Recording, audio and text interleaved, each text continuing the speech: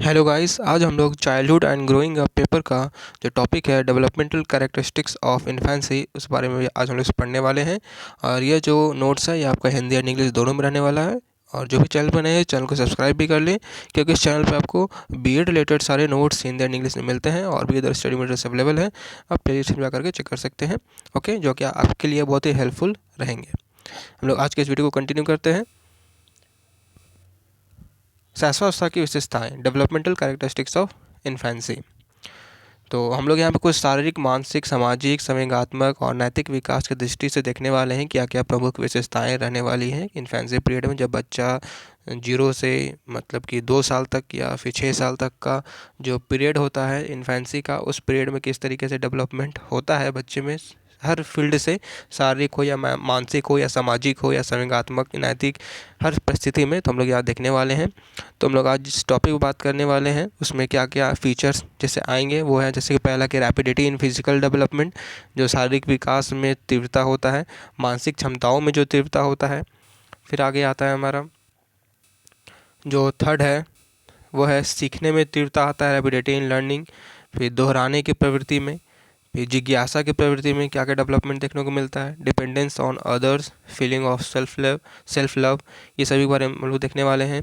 उसके बाद आता है हमारा इमोशनल एक्सप्रेशन, क्या होता है बच्चे के अंदर, डेवलपमेंट ऑफ सोशल फीलिंग्स, किस तरीके से वो जुड़ पाता है अपने आसपास के माहौल पे। फिर हमारा आता है इंस्टिंक्टिव बिहेवियर, ओके, मूल प्रवृत्तियाँ क्या आते हैं उसके बिहेवियर के अंदर में। इन सभी चीज़ों के बारे में हम लोग देखने वाले हैं। ये 10 पॉइंट्स हम लोग डील करने वाले हैं। पहला पॉइंट है हमारा रैपिडिटी इन फिजिकल डेवलपमेंट, कि जब इन्फेंसी पीरियड में जब बच्चा होता है तो फर्स्ट ईयर में इसके अंदर किस तरीके से रैपिड चेंजेस देखने को मिलता है, उसका लेंथ, उसका वेट, ओके, उसका बॉडी का जो चेंजेस होता है, डेवलपमेंट होता है, हाइट वगैरह डेवलप होगा, उसका ऑर्गन्स, उसका मसल, सब कुछ क्या होते हैं, डेवलप होते हैं। तो ये सब क्या होता है कि रैपिड पेस, काफ़ी तेज गति से ये सब होता है जब बच्चा इन्फेंसी पीरियड में होता है। फिर आगे देखते हैं हम लोग, सेकेंड है हमारा मानसिक क्षमताओं में तीव्रता।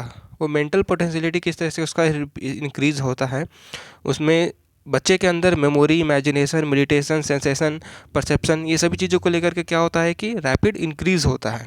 ओके, रैपिड इंक्रीज होता है। और 3 वर्ष के आयु में क्या होता है, उसका टोटल मेंटल डेवलपमेंट का आधा कम से कम उसका वो कंप्लीट डेवलप हो चुका होता है 3 वर्ष के एज में लगभग।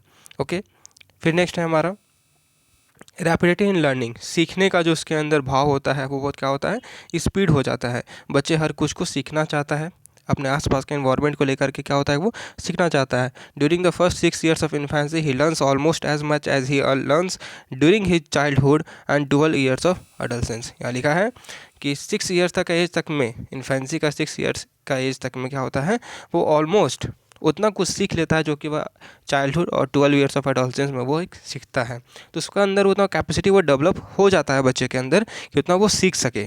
ओके, उसके बाद हम लोग आगे देखते हैं टेंडेंसी ऑफ रिपीटेशन, दोहराने की प्रवृत्ति। अपने आसपास के माहौल को देखेगा, अपने घर के माहौल को देखेगा बच्चा कि घर में किस किस तरीके से बात को पेरेंट्स बोलते हैं, उन्हीं बातों का क्या करेगा, वो दोहराएगा, रिपीट करेगा। ओके, अगर पेरेंट्स ने कोई बात बोला या मम्मी ने, पापा ने कुछ बात बोला, किसी और को बात बोल रहा है तो वो सुन रहा है।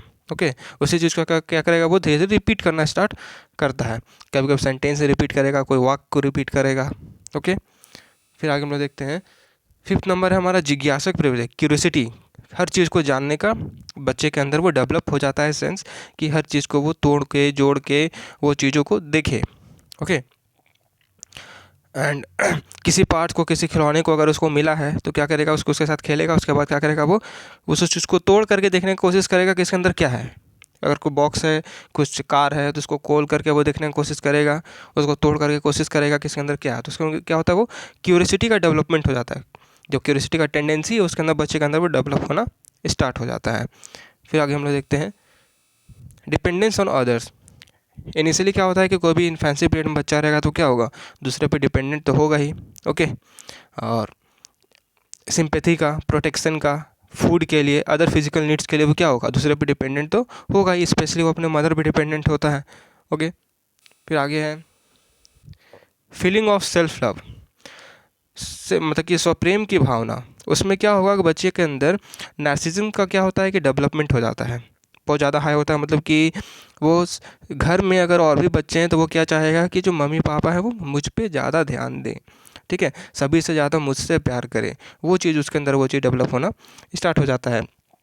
ठीक है, he wants only he get the love of mother, father, brother, sister etcetera. He become jealous of them for being loved by other people besides him.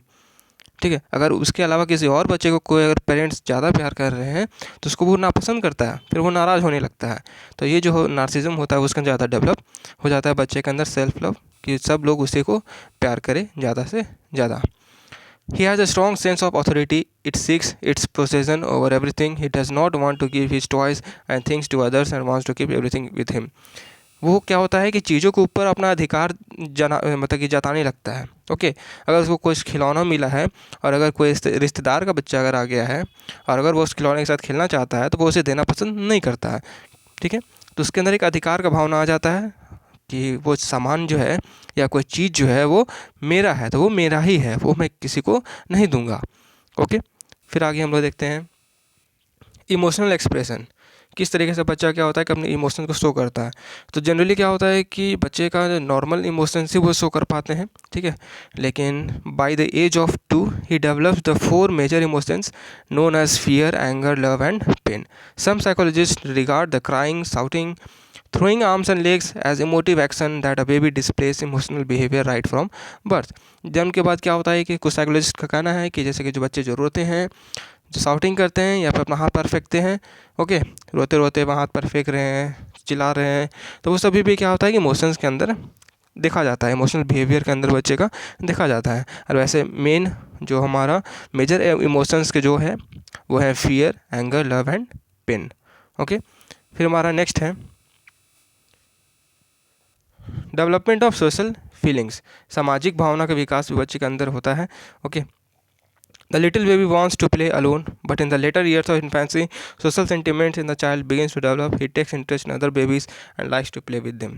ठीक है, शुरू में क्या होता है इन्फेंसी में कि बच्चे के अंदर वो कमी आता है सोशल सेंटिमेंट का, ज़्यादा लोगों से लगाव नहीं कर पाता है। ठीक है, अपने आसपास के माहौल से वो लगाव नहीं कर पाता, वो अकेला रहना चाहता है, अकेला खेलना चाहता है।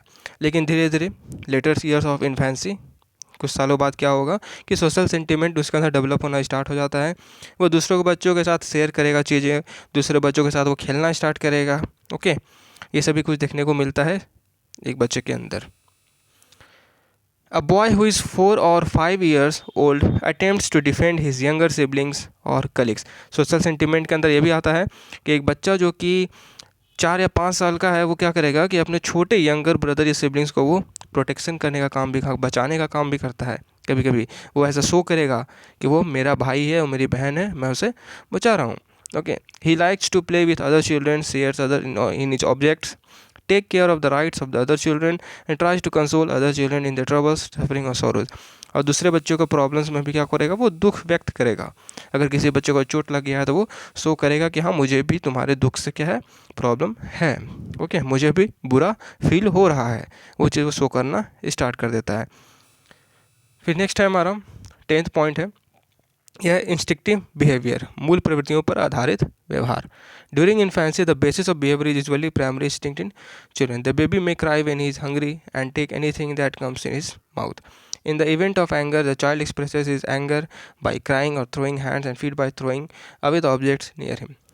शुरू में क्या होता है कि इन्फेंसी को अपना बेसिक बिहेवियर ही शो करते हैं जनरली। ओके, इन्फेंसी पीरियड में अपना बेसिक बिहेवियर जो होता है वही शो करते हैं। जैसे कि अगर कोई बेबी क्राई कर रहा है, जब भूखा है, ठीक है, तो क्या करेगा, चिल्लाएगा, रोएगा, ठीक है, या फिर अपने हाथ में, उसके हाथ में जो भी चीज़ें आएंगे वो उसको अपने मुंह में ले लेगा। ऐसा बिहेवियर हम लोग को देखने को मिलता है बच्चे के अंदर। ओके, और नॉर्मली जो चिल्लाना है, हाथ पर फेंकना है, किसी सामान को फेंकना है, ओके, ये सब नॉर्मल जो बेसिक बिहेवियर है वो बच्चों के अंदर इन्फेंसी पीरियड में देखने को मिलता है। तो यह था हमारा आज का यह notes, development characteristics of infancy. अगर आपको यह वीडियो अच्छी लगी हो तो चैनल को सब्सक्राइब करें, वीडियो को लाइक करें और अपने दोस्तों के पास इसे ज़रूर शेयर करें। तो मिलते हैं हम लोग नेक्स्ट वीडियो में।